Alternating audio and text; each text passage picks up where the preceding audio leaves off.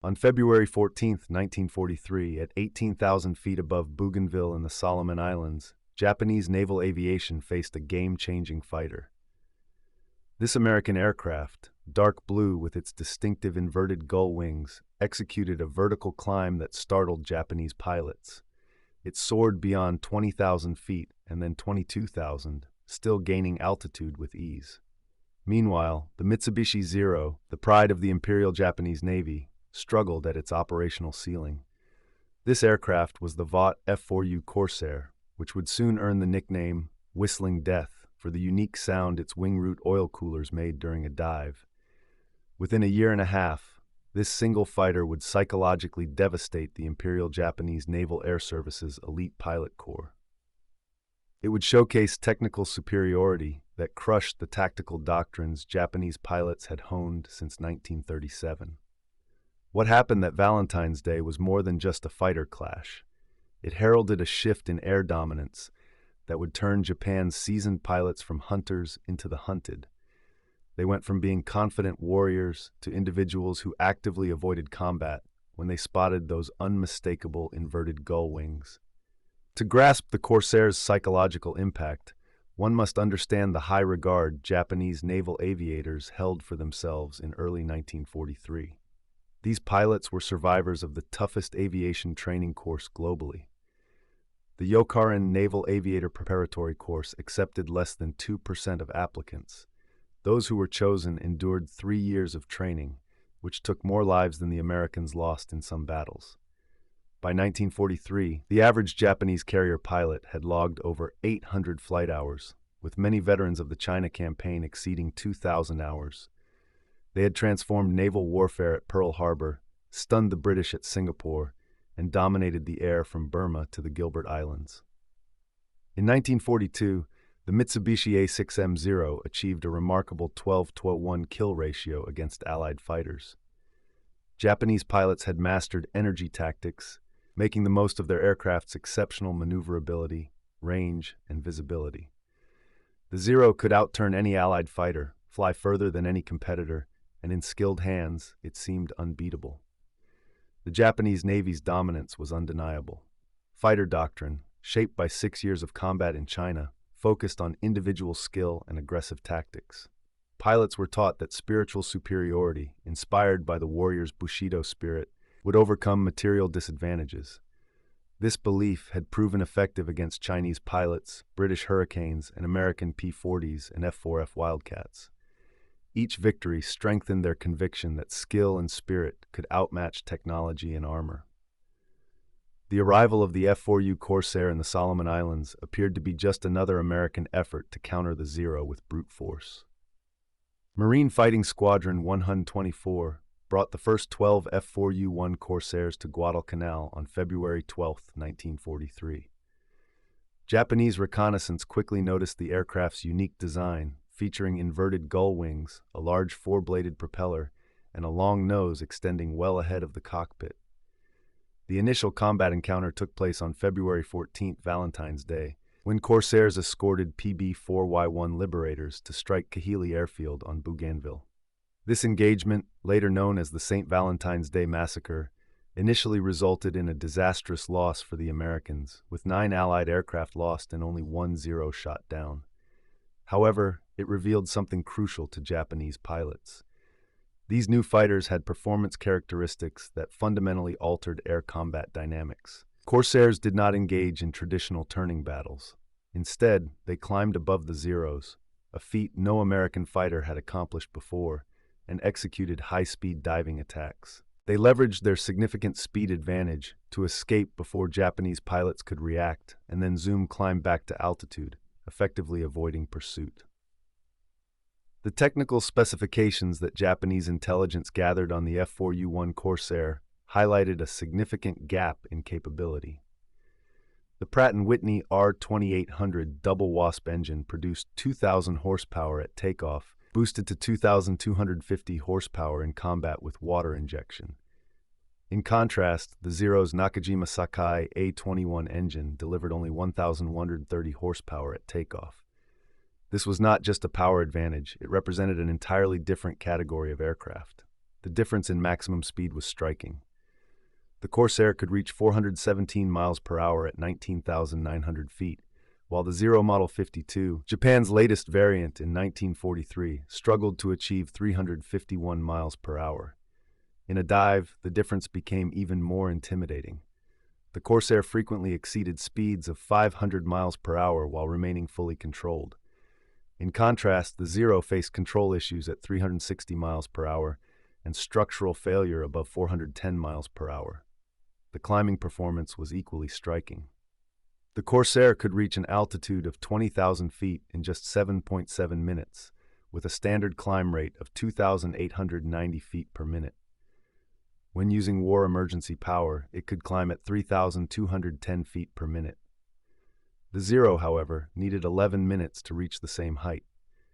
Above 25,000 feet, the Corsair stayed strong and agile, while the Zero became sluggish and difficult to control. The American fighter service ceiling of 36,900 feet felt like outer space to Japanese pilots, as their aircraft struggled to fly above 33,000 feet. The difference in armament was psychologically devastating. The Corsair was equipped with 6 Browning M250 caliber machine guns. Each gun fired at a rate of 850 rounds per minute, with a muzzle velocity of 2,840 feet per second. In total, it delivered 69 pounds of firepower every second. On the other hand, the Zero had 2 7.7mm machine guns and 2 20mm cannons, which produced just 13 pounds per second. Each cannon could only hold 60 rounds, enough for a mere 7 seconds of firing. Japanese pilots soon realized the Corsair was nearly indestructible compared to their unarmored Zeros. The F4U had 155 pounds of armor around the cockpit, self-sealing fuel tanks, and armored oil coolers. Cannon shells that would demolish a Zero typically only caused damage to a Corsair, which often returned to base with hundreds of bullet holes. This level of survivability changed the course of combat. American pilots could act boldly and even recklessly, confident that their aircraft would endure mistakes. Japanese pilots had only one chance. One error could mean death. Their fighters, designed for maximum performance with minimal weight, offered no protection. The Zero achieved its famed maneuverability by being the lightest fighter available. No armor, no self-sealing tanks, and a structure stripped to the bare essentials. Yet the Corsair demonstrated that American industrial capabilities had overcome the drawbacks of additional weight. They produced engines powerful enough to support armor while still outperforming unprotected fighters. American fighters could endure errors, mechanical failures, and lucky hits, luxuries that Japanese pilots never experienced. Rabaul, Japan's stronghold in the Southwest Pacific, became the site of the Corsair's systematic dismantling of Japanese naval aviation. Here at Japan's most formidable base outside the home islands, the best of Japanese fighter units gathered to halt the American advance. By October 1943, Major Gregory Pappy Boyington's VMF-215 Black Sheep Squadron had arrived with their F4U-1A Corsairs. The psychological landscape had changed significantly. Japanese pilots were no longer talking about victory. They were focused on survival. On December 17, 1943, Boyington led 31 Corsairs to provide cover for a bombing raid on Rabaul. In response, the Japanese sent 40 Zeros to intercept the Americans. The Corsairs ascended to 25,000 feet, where Zeros struggled to maneuver effectively. As the Japanese climbed to engage, the Americans dove into their formation at speeds nearing 450 miles per hour. They fired quick bursts and climbed back up again. The Zeros, unable to keep up, lost 11 aircraft, while only 2 Corsairs sustained damage. The psychological fear that the Corsair instilled in its enemies extended beyond numbers. The aircraft had a distinctive sound that became a weapon on its own. The oil cooler intakes in the wings produced an unforgettable whistling shriek in high-speed dives. Japanese pilots reported hearing this noise in their dreams and developed involuntary reactions to any similar sounds. The appearance of the Corsair intensified this fear. Its inverted gull wings created a menacing silhouette that was unlike any other aircraft.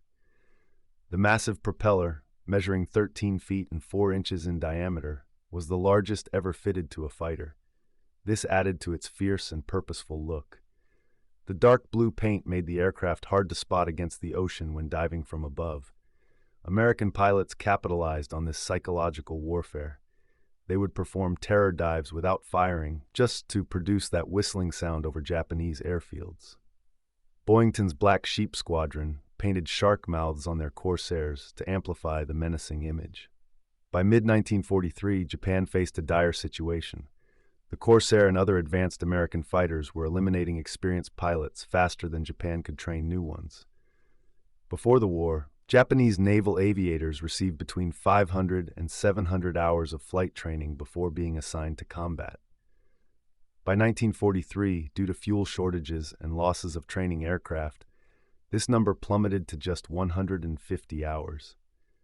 By 1945, new pilots arrived with as little as 40 to 60 hours of experience, barely able to manage their aircraft, let alone fight against Corsairs. The psychological toll on veteran pilots was immense.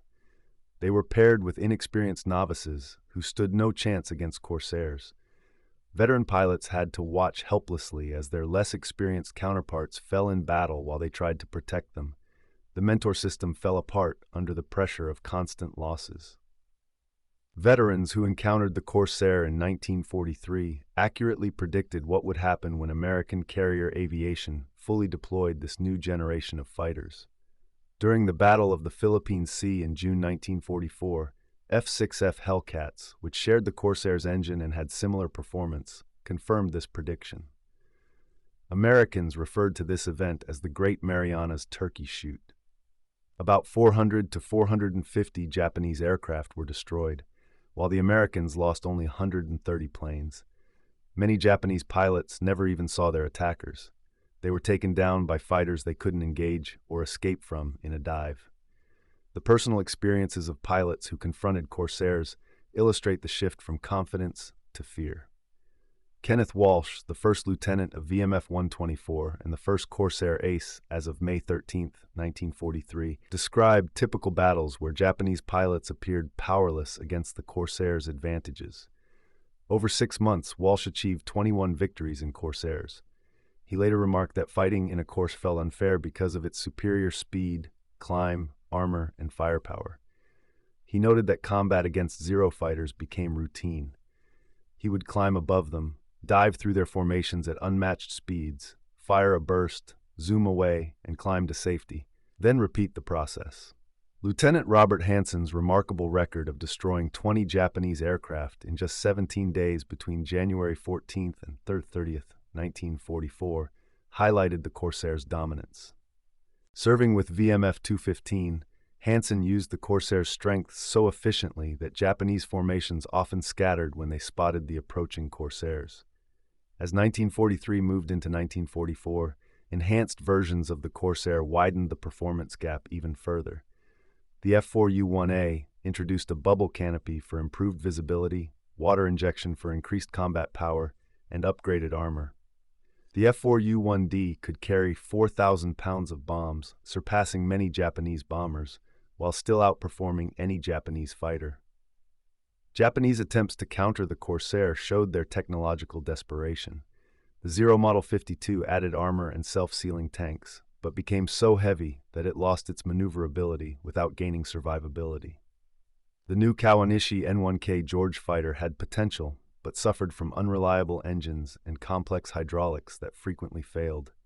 Variants introduced in 1944 brought a new level of fear.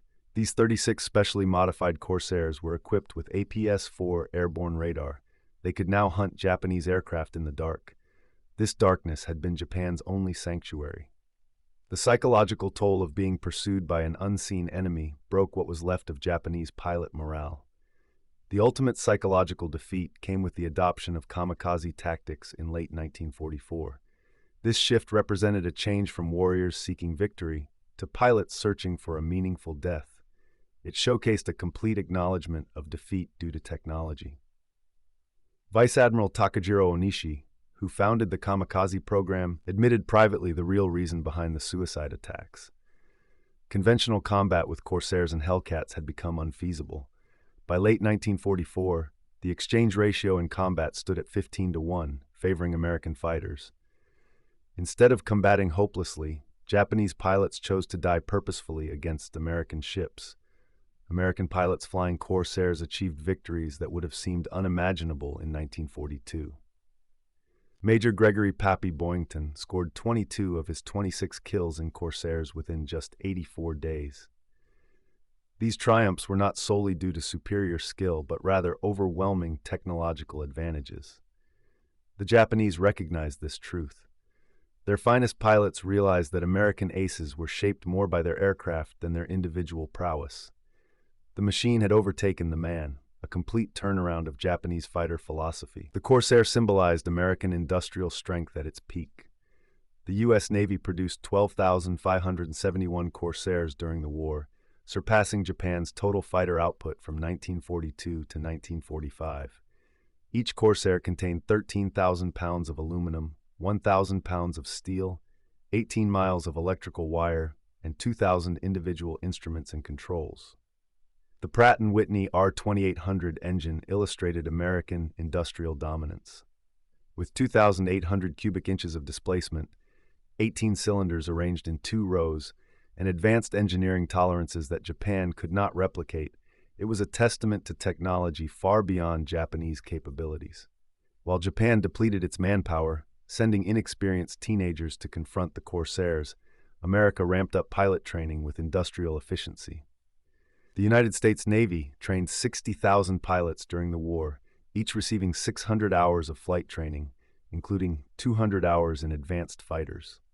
American pilots reached the Pacific after using more ammunition and training than most Japanese pilots ever did in combat.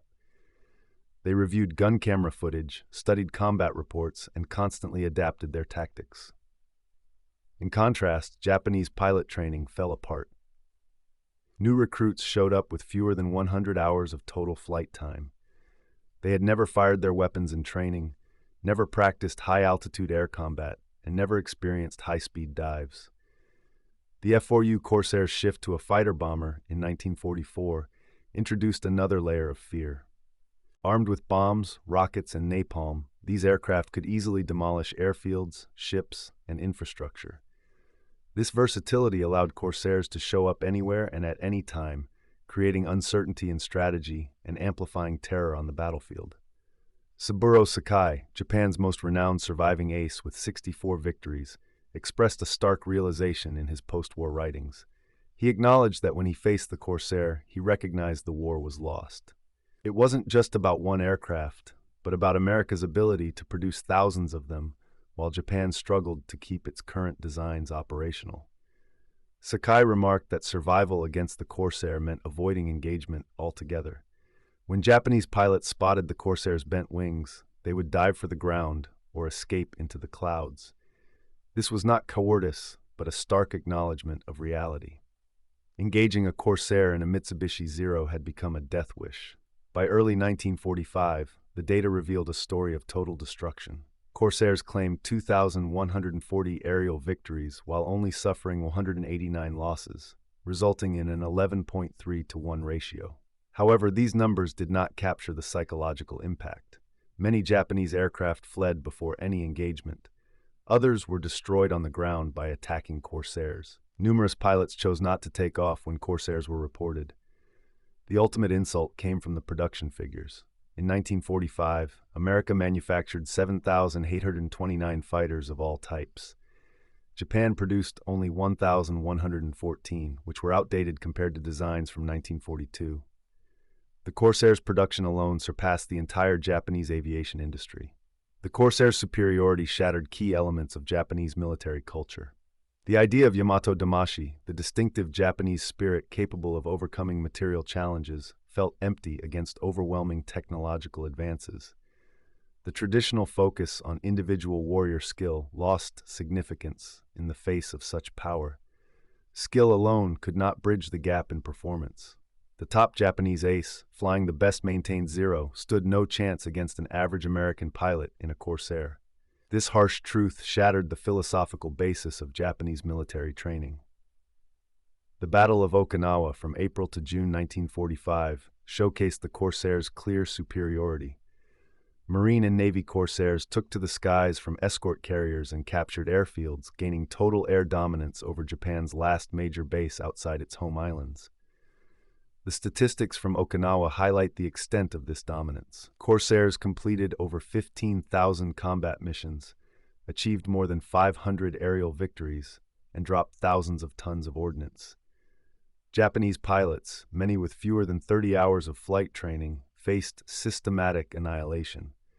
The few who survived recounted engagements lasting mere seconds, never even having a chance to fire at the Corsairs that shot them down. As Japan readied for an invasion of its home islands, the prospect of facing thousands of Corsairs created a strategic halt. Japanese planners estimated that the Americans could deploy over 5,000 Corsairs from carriers and captured airfields. In contrast, Japan could scrape together perhaps 2,000 operational aircraft of all types, most outdated, flown by pilots with little training. Admiral Sumu Toyota, the commander-in-chief of the combined fleet, later admitted that conventional air combat was no longer an option. The only strategy left involved hiding aircraft for suicide missions. The Corsair had rendered traditional fighter combat obsolete for Japanese aviation. When atomic bombs concluded the war in August 1945, they spared Japanese aviation from total destruction. There were plans for Operation Olympic, the invasion of Kyushu, which would have seen over 2,000 Corsairs operating from 48 carriers and numerous captured airfields. Surviving Japanese pilots felt relief at avoiding this final showdown. It would have meant extermination rather than combat. In the early post-war years, American occupation forces took Japanese military leaders to observe American aircraft factories. The Corsair factory in Connecticut, still in operation, revealed the vastness of American industrial strength. One factory produced more aircraft engines than all of Japan combined. Individual American states had greater aluminum output than the entire Japanese empire. Watching these production lines made it clear to them how impossible their wartime situation was. They had taken on an industrial superpower with outdated resources, sending pilots trained for personal combat against mass-produced machines that were far superior. The final numbers from Corsair operations during the Pacific War reveal a story of total dominance. A total of 12,571 Corsairs were produced. The aerial victories numbered 2,140, while air-to-air losses stood at 189. This resulted in a kill ratio of 11.3 to 1. The number of missions flown exceeded 64,000, and over 15,621 tons of bombs were dropped. The Corsair had a speed advantage of 66 miles per hour over the Zero. Its climb rate exceeded 1,000 feet per minute, and it had a diving speed advantage of over 140 miles per hour. The altitude ceiling was 3,900 feet, and its firepower was 530% greater. In terms of production, the peak output of Corsairs reached 418 per month, while all types of Japanese fighters only produced 250 monthly. American pilots received an average of 600 training hours, compared to Japanese pilots in 1945 who received only 40 to 60. After the war, Japanese aviation engineers studied the captured Corsairs closely. They used these aircraft as a reference to understand how far behind their technology had fallen. Every system, from hydraulics to electronics and metallurgy, showed advancements Japan had not anticipated. The Corsair's impact was evident in every post-war Japanese aircraft design, shaping Japan's aerospace development for years. American Corsair pilots had mixed feelings about their overwhelming edge. Many believed that combat turned into mere execution rather than warfare, especially in 1945 when they faced young Japanese pilots in outdated planes. The Corsair changed air combat into an industrial endeavor. American pilots were not knights fighting in the sky. They were technicians operating advanced machinery. The Japanese, however, remained committed to their warrior tradition, even as they faced the grim reality of swords against machine guns. The Corsair's dominance brought significant changes to Japanese society after the war. The complete breakdown of spiritual strength when matched against American technology helped undermine militaristic ideology. This shift encouraged Japan to embrace technological modernization. The F4U Corsair demonstrated daily to thousands of Japanese that their entire perspective was flawed. Spirit could not surpass technology. Will could not triumph over industry. Courage meant little against such overwhelming mechanical superiority. The tale of Japanese pilots confronting the F4U Corsair is one of technological fate, marked by blood and fire. It shows that in industrial warfare, production lines beat warrior codes. Engineering surpasses bravery. The Corsair did more than shoot down Japanese planes. It shattered an entire military philosophy. Each Japanese pilot who survived an encounter with the Corsair carried a common realization. They understood they could not compete. They could not stop it. These personal defeats led to a shared understanding that went beyond military losses to become a significant revelation. The German PWS arrived in America expecting to find weakness. Instead, they discovered immense industrial strength. Likewise, Japanese pilots entered the war believing in their superiority and training. They quickly learned they were up against not only a superior aircraft, but also the focused power of an advanced civilization. The F4U Corsair serves as a monument to the truth that in modern warfare, technological advantage combined with industrial capability leads to victory. Japanese naval aviation saw the Corsair as judge, jury, and executioner. It deemed their technology insufficient, their tactics outdated, and their philosophy flawed. The psychological shift from superiority to fear, from confidence to despair, was stark in encounters with the Corsair. Each meeting with this bent-wing fighter stripped away their illusions, revealing only brutal truths. Japan had challenged an industrial superpower with its warrior spirit and experienced total loss. Today, restored Corsairs grace air shows around the world. Their unique sound still triggers memories for those who recognize it as a harbinger of death. Yet for those who battled them, the Corsair represents much more. It is a teacher of harsh realities, a destroyer of illusions, and proof that in modern warfare, a nation with superior factories triumphs over one with the bravest warriors. Japanese pilots feared the F4U Corsair not from cowardice but from an understanding of their dire situation.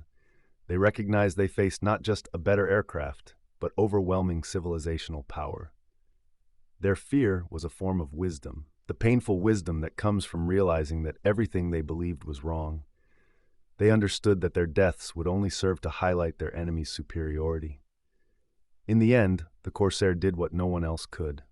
The level of propaganda was powerful. It instilled fear in Japanese pilots. This fear sowed the seeds for Japan's change from a militaristic empire to a peaceful economic powerhouse. This transformation came at a cost. Many pilots paid with their lives.